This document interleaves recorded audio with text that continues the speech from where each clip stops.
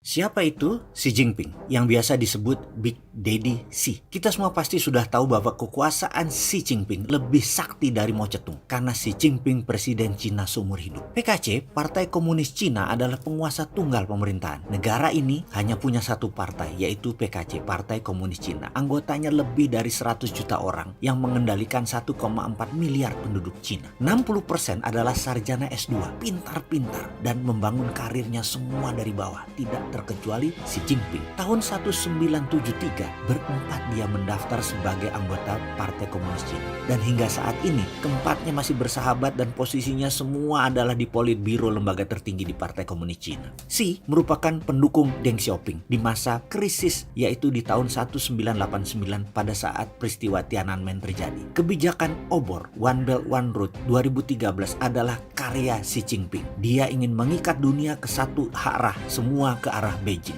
Dan ketika dia menjabat sebagai ketua Partai Komunis Cina, hingga saat ini dia sudah menghukum lebih 1 juta orang anggota Partai Komunis Cina yang tertuduh korupsi. Xi Jinping tahu sekali di dalam menjalankan MMT, Modern Monetary Theory, maka proyek dan uang tadi tidak boleh dikorupsi. Karena itu Cina dari tahun 90-an yang hanya negara miskin 30 tahun kemudian menjadi negara nomor 2 terkuat di dunia dan negara nomor 1 perdagangan yang tertinggi di dunia. Saya sangat terkejut dengan disahkan revisi Undang-Undang KPK yang diframing seakan-akan ada Taliban di dalam KPK, karena itu KPK harus dilemahkan. Ini bagi saya konspirasi politikus Senayan. Nggak gitu kalau mau menegakkan dan memberi kekuatan agar korupsi hilang dari muka bumi Indonesia. Kasihan Pak Jokowi yang terjepit. Nggak dukung keputusan politisi tersebut, maka dia tidak dapat dukungan di Senayan. Tapi sungguh hati kecil Pak Jokowi ingin korupsi hilang dari muka bumi Indonesia. Namun dia bingung karena KPK harus dilemahkan.